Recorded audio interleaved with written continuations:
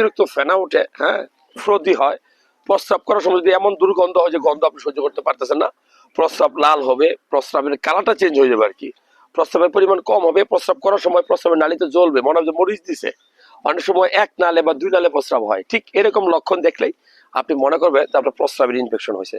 আসলে প্রস্রাবের ইনফেকশনটা কেন হয়?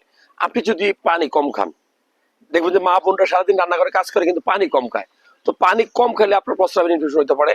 আপনি ধরেন একটা পাবলিক টয়লেট আছে, এখানে অনেক মানুষ প্রস্রাব করে, আপনিও গিয়ে প্রস্রাব করছেন কিন্তু খেয়াল করেন না, হঠাৎ করে কিন্তু ছিটা এসে আপনার প্রস্রাবের আছে ইনফেকশন হতে পারে। আর মা বোনদের মাসিক যখন হয় তখন অনেকেই ওই যে একটু কাপড় চোপড় যে ইউজ করে সেগুলো অপরিষ্কার থাকলে ওইখান থেকে হইতে পারে।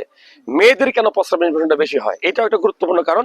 মনে রাখবেন প্রস্রাবের রাস্তা অথবা জরায়ুর রাস্তা এবং পায়খানার রাস্তাটা খুব কাছাকাছি থাকে।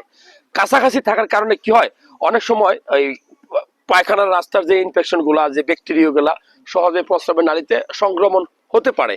আরেকটা, অনেকেই যে পায়ুপথ পরিষ্কার করার সময় পায়খানা করার পরে সামনে পিছনে হাত নিলে এই সময় কিন্তু আপনার খুব দ্রুত প্রস্রাবের নালীতে ইনফেকশন ছড়াইতে পারে।